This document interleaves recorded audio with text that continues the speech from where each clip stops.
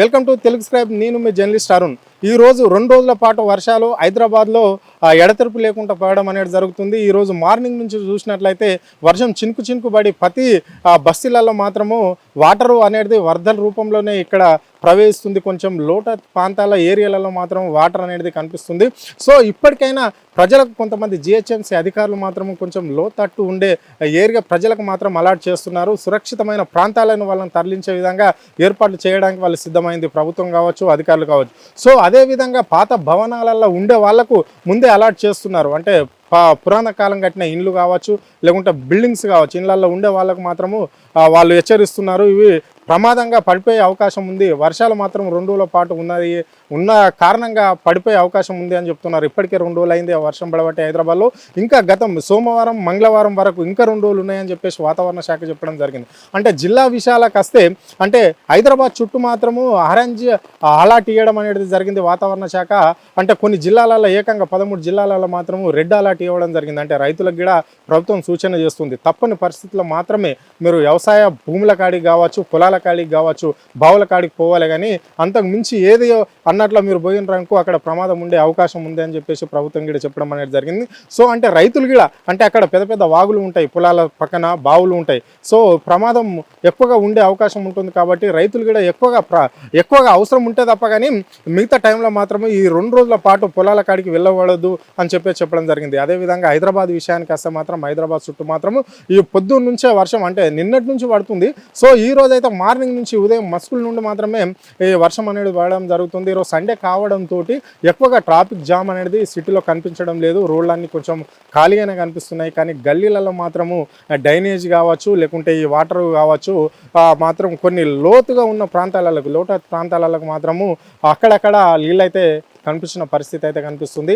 అదేవిధంగా ఇప్పుడు ప్రభుత్వం మాత్రం 2 రోజులు ఈ వర్షం ఉండడంతో సోమవారం మంగళవారం ఉండడంతో ఈ స్కూల్ పిల్లలకు కూడా ఆల్రెడీ వాళ్ళు సెలవుగా ప్రకటించడం అనేది ప్రభుత్వం చేయడం అనేది జరిగింది. సో పిల్లలు కూడా జాగ్రత్తగా సెలవులు ఉన్నాయి కదా అని చెప్పేసి బయటికి వస్తే ప్రమాదము ముంచుకొచ్చే అవకాశం అయితే మనకు కనిపిస్తుంది. అంటే గతంలో మనం చూసినాం, అంటే చిన్న చిన్న బస్సులలో పిల్లలు ఆడుకుంటా ఆ కిరాణా షాప్ల కాడికి పోవడం, పాల ప్యాకెట్కి పోవడం, లేకుంటే బిస్కెట్ ప్యాకెట్కి పోవడం, చిన్న చిన్న వస్తువులకు పేరెంట్స్ పంపించడంతో వాళ్ళు బయటకు వచ్చేసి అంటే వాళ్ళకి తెలియకుండానే వాళ్ళు విద్యుత్ స్తంభాలకు కావచ్చు, లేకుంటే ఆ పోల్స్కు ఆ తీగలకు వాళ్ళు పట్టుకోవడం అనేది జరుగుతుంటుంది వర్షానికి.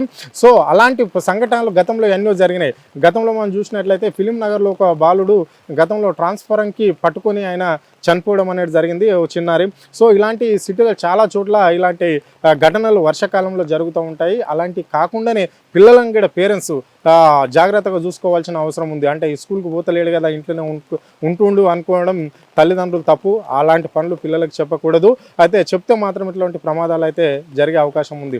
అంటే ఇప్పటికే జిహెచ్ఎంసీ అధికారులు అయితే పనిలో పడ్డారు. లోతట్టు ఉండే ఏరియాలలో వాళ్ళు సర్చ్ చేయడము, అంటే వాళ్ళకు అక్కడ ఉండే ప్రజలను సురక్షిత ప్రాంతాలకు వాళ్ళ తరలించే ఏర్పాట్లు చేయడం ఎప్పటికప్పటికి ప్రభుత్వం ఆదేశాలతో వాళ్ళు చేయడానికి సిద్ధంగానే ఉన్నారు. కానీ కొన్ని ప్రాంతాలలో మాత్రం ఇప్పటికైనా కొన్ని అంటే బస్తీలలో ఏరియాలలో ఎక్కువగా అంటే పూర్ ఫ్యామిలీస్ ఉండే ఏరియాలలో, పూర్ పీపుల్స్ ఉండే ఏరియాలలో ఇలాంటి ఘటనలు ఎక్కువ జరుగుతాయి. కాబట్టి ప్రభుత్వం కావచ్చు, ప్రభుత్వ యంత్రాంగం ఎవరైనా సరే కావచ్చు, జిహెచ్ఎంసీ కావచ్చు, ఎవరైనా కానీ అలాంటి బస్తీల మీద, అలాంటి ఏరియాల మీద దృష్టి ఎక్కువగా పెట్టి వాళ్ళని ఎప్పటికప్పుడు అవగాహన కల్పిస్తూ ఉండి వర్షం భారీ నుంచి తప్పించి ప్రమాదాల నుంచి తప్పించాలని కోరుకోవాలి. సో ఇప్పుడు ఈ 2 రోజుల పాటు అయితే భారీ వర్షాలు ఉన్నాయని చెప్పేసి, ఇప్పుడు ఈ సిటీలో ఈ 2 గంటలు అయితే విపరీతమైన వర్షాలు ఉంటాయని చెప్పేసి, భారీ నుంచి అతి భారీ వర్షాలు ఉండే అవకాశం ఉంది అని చెప్పేసి వాతావరణ శాఖ వాళ్ళు చెప్పడం జరిగింది. అంటే ఈ 2 గంటలే ఇట్లా ఉంటే మరి 2 రోజుల పాటు వర్షాలు ఉంటాయి. కాబట్టి ఇంకెంత పెద్ద వర్షాలు ఉంటాయో మరి ముందు చూడవలసిన అవసరం ఉంటుంది. వాయుగుండం అయితే ఏర్పడింది.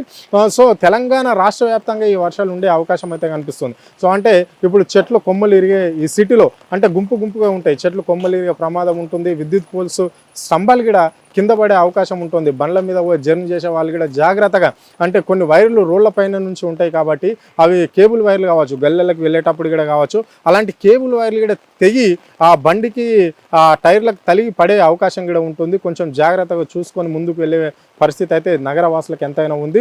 సో అదేవిధంగా ఈ బస్సులలో ఉండే ప్రజలపైన ఎప్పటికప్పుడు దృష్టి పెట్టవలసిన లోతట్టు ఉండే ఏరియాలలో అధికారులు అయితే ఎప్పటికప్పుడు వాళ్ళపైన దృష్టి పెట్టే అవకాశం అయితే బాగుంటుంది.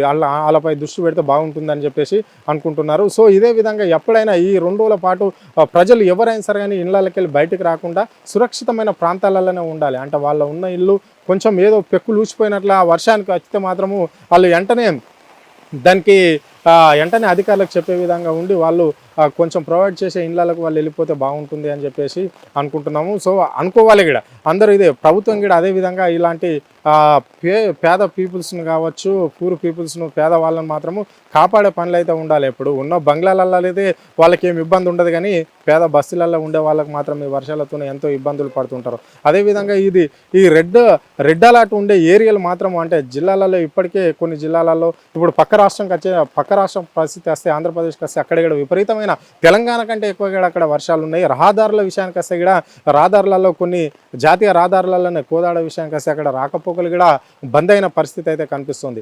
అదేవిధంగా ఇక్కడ కూడా తెలంగాణలో కూడా కొన్ని ఏరియాలలో అంటే ఎక్కడైతే లోతట్టు ప్రాంతాలు గుంతలు ఏరియాలు ఉంటాయో అక్కడ రోడ్ల మీద కూడా గుంతలు ఉంటాయి. వాటిని కూడా జాగ్రత్తగా మనము డ్రైవ్ చేసే వాళ్ళు కావచ్చు కారు బస్సులు లేకుంటే 2 వీలర్స్ 4 వీలర్స్ ఏది నడిపే వాళ్ళు అయినా సరే కానీ వాటిని చూసుకుంటా గమనించుకుంటా ముందుకు వాళ్ళ గమ్యానికి చేరుకోవాలని చెప్పేసి కోరుకోవాలి. సో అలాంటి పరిస్థితి అయితే ఈ హైదరాబాద్ సిటీలో ఎక్కువగా కనిపిస్తుంటుంది. యాక్సిడెంట్లు కూడా అయ్యే ప్రమాదం కూడా ఉంటుంది. సో అలాంటి అన్నిటిని పసికట్టుకుంటూ ముందుకు పోయే విధంగా ముందుకు పోవాలి మనము.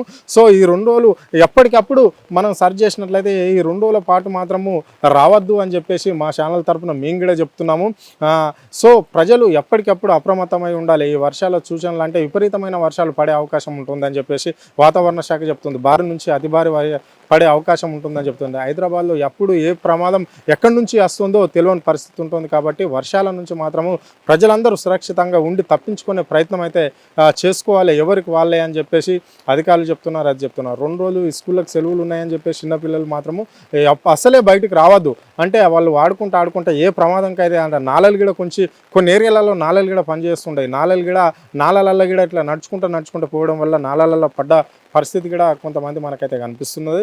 సో ఈ పరిస్థితి హైదరాబాద్లో ఇప్పటిదాకా ఉన్న అప్డేట్స్ అంటే రోడ్ల మీద కూడా ఇప్పటికే కొన్ని ఏరియాలలో రోడ్ల మీద కూడా వాటర్స్ నీళ్ళు అనేది ఎన్నో నీళ్ళు వచ్చేసినాయి. రాకపోకలకు కూడా అంతరాయం వాటిల్లే అవకాశం అయితే కనిపిస్తుంది. కానీ రేపు వర్కింగ్ డే అంటే ఆఫీసులు ఉంటాయి. రేపు సోమవారం మంగళవారం మరి ఈ 2 రోజుల పరిస్థితి ఎట్లా ఉంటుందో. ఈరోజు సండే కాబట్టి అంత పెద్దగా ఇది ట్రాఫిక్ సమస్య అయితే కనిపించడం లేదు.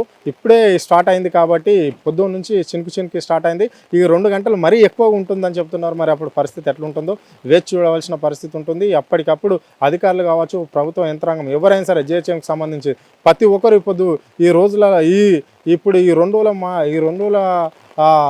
రెండు రోజులలో మాత్రం ఎప్పటికప్పుడు ఫీల్డ్ల మీద ఉండి వాళ్ళు పనిచేయవలసిందే. అంటే జిహెచ్ఎంకి సంబంధించిన వాళ్ళు అంటే ఎక్కడైతే కొన్ని ఏరియాలో నాలాలు పనిచేయో కొన్ని ఏరియాలలో లోటత్తు ప్రాంతాలు ఉండే ఏరియాలలో వాళ్ళు ఎప్పటికప్పుడు అక్కడ వీధి నిర్వహణలో ఉండి వాళ్ళు పనిచేస్తే మాత్రము ప్రజలకు ఎలాంటి ఇబ్బందులు ఉండవు. సో అలాంటి పని చేసే విధంగానే ప్రభుత్వం ముందుకు పోవాలి. పని చేయించుకోవాలి కూడా ప్రజలకు ఎలాంటి ఇబ్బంది కూడా ఈ వర్షంలో ఉండకూడదు అని చెప్పేసి కోరుకుందాం. సో ఇప్పుడు ఇది పరిస్థితి హైదరాబాద్లో ఉన్న వాతావరణం వర్షాల పరిస్థితి మాత్రం విపరీతంగా ఉంది. కెమెరా పర్సన్ వినయ్తో అరుణ్, తెలుగు స్క్రైబ్ న్యూస్, హైదరాబాద్.